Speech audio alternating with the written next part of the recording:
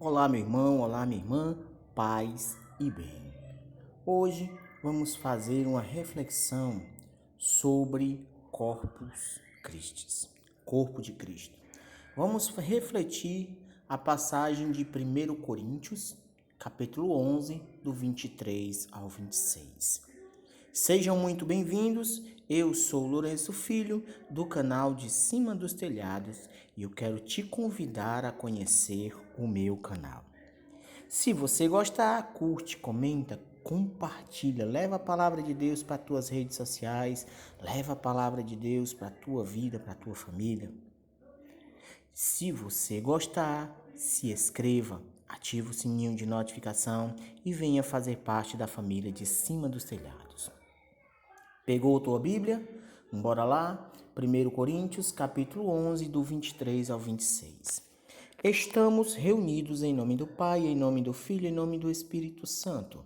Vinde, Espírito Santo, encher os corações dos vossos fiéis e acender neles. Tudo será criado, renovareis a face da terra. Oremos. Ó Deus, que instruí os corações dos vossos fiéis com a luz do Espírito Santo, fazei que apreciemos corretamente todas as coisas, segundo o mesmo Espírito, e gozemos sempre de suas consolações por Cristo nosso Senhor. Amém. Pegou tua Bíblia? Bora lá? Eis o que diz o Senhor. Eu recebi do Senhor o que vos transmiti, que o Senhor Jesus, na noite em que foi traído, tomou o pão e, depois de ter dado graças, partiu e disse: Isto é meu corpo, que é entregue por vós, fazei isto em memória de mim. Do mesmo modo, depois de haver ceado, tomou também o cálice, dizendo: Este cálice é a nova aliança no meu sangue. Todas as vezes que beberdes, fazei-o em memória de mim. Assim, todas as vezes que comei deste pão e bebei deste cálice, lembrais a morte do Senhor até que venha. Palavras do Senhor, graças a Deus. Hoje, dia de adoração, dia de amor total, de entrega, de doação de alimento. Hoje, dia 16/6/2022, dia de Corpus Christi. 1 Coríntios capítulo 11, do 23 ao 29, nos fala da ceia antes de ser traído. Jesus faz uma ceia com os seus discípulos e institui, a instituição da Eucaristia, do corpo de Cristo. Na noite em que foi traído, na noite em que foi entregue, dá graças. Jesus disse: Isto é meu corpo, que é entregue por vós. E depois ele toma o cálice e diz: Este cálice é a nova aliança, é meu sangue. Ele disse: meu corpo e minha igreja. Em sua palavra, na oração da igreja, Mateus capítulo 18, 20. Nos pobres, nos doentes, nos sacramentos, ele é o autor. Na pessoa do ministro, no sacrário, no sacrifício da missa, mas, sobretudo, sobre as espécies eucarísticas. Ele que diz: meu corpo e meu sangue. Na Eucaristia, meus irmãos, estão contidos verdadeiramente, realmente e substancialmente o corpo e sangue, juntamente com a alma e a divindade de Cristo, isto é, Cristo por completo, por inteiro. Catecismo da Igreja Católica, parágrafo 1375. Na Eucaristia, Jesus é alimento. Alimento que nos sustenta. Precisamos de alimento, né, gente? Precisamos de quê? Precisamos para viver, precisamos do alimento, precisamos de oxigênio, precisamos da água. E a nossa alma precisa do corpo e do sangue. Vou aqui abrir o Catecismo da Igreja Católica no parágrafo 12. E olha só o que o Catecismo nos fala.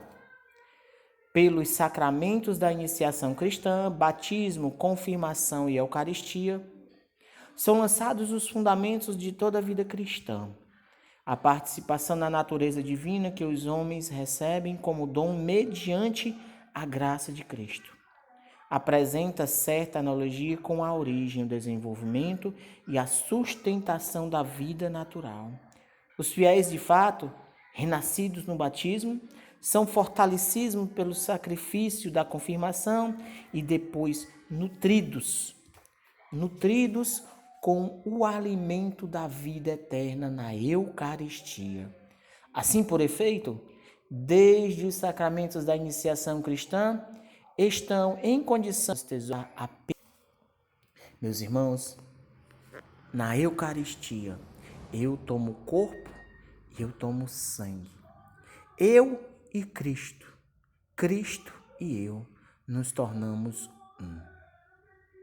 Nós, batizados, igreja, ele deixa o Espírito Santo e ele mesmo, Eucaristia. Somos chamados e estamos sempre unidos a ele, em comunhão. Na Eucaristia, Cristo age em plenitude para a transformação dos homens. Vou abrir aqui o Catecismo da Igreja Católica, no parágrafo 1324 até o 1327, e olha só o que a Igreja nos fala. A Eucaristia é fonte e ápice de toda a vida cristã. Os demais sacramentos, assim como todos os ministérios eclesiásticos e tarefas apostólicas, se ligam à Sagrada Eucaristia e a ela se ordenam. Pois a Santíssima Eucaristia contém todo o bem espiritual da Igreja, a saber, o próprio Cristo, nossa Páscoa. A comunhão de vida com Deus e a unidade do povo de Deus, pelas quais a Igreja é ela mesma, a Eucaristia as significa e as realiza. Nela está o clímax, tanto da ação pela qual, em Cristo, Deus santifica o mundo, como do culto, que no Espírito Santo os homens prestam a Cristo e por ele ao Pai. Finalmente, pela celebração eucarística, já nos unimos à liturgia do céu e antecipamos a vida eterna, quando Deus será tudo em todos. Em sua palavra, a Eucaristia é o resumo e a suma de nossa fé. Nossa maneira de pensar concorda com a Eucaristia, e a Eucaristia, por sua vez, confirma nossa maneira de pensar. Louvado seja nosso Senhor Jesus Cristo, para todos sempre seja louvado. Meus irmãos, a palavra de Deus é muito interessante, falando ainda sobre a Eucaristia. Eu vou ler aqui para vocês, certo? Para que a gente possa entender o que eu estou querendo dizer. Versículo do 26 ao 29, de 1 Coríntios capítulo 11, diz assim: Assim, todas as vezes que comei desse pão e bebeis desse cálice, lembrarei da morte do Senhor até que venha. Portanto, todo aquele que comer o pão ou beber o cálice do Senhor indignamente será culpável do corpo e do sangue do Senhor. Que cada um se examine a si mesmo, e assim coma desse pão e beba desse cálice.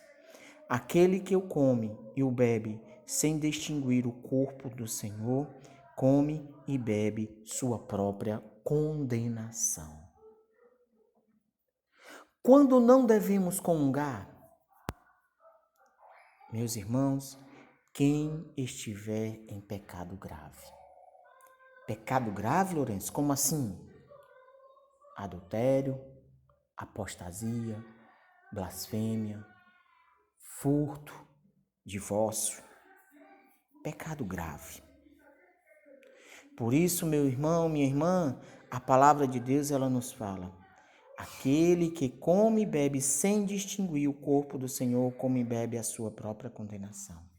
Por isso, que quando formos comungar, formos tomar o corpo e o sangue, que possamos estar limpos, que possamos nos confessar antes, que possamos procurar a graça da confissão, da misericórdia de Deus, para que possamos fazer uma comunhão verdadeira, uma comunhão aonde tenhamos a verdadeira consciência de que Cristo está presente, real.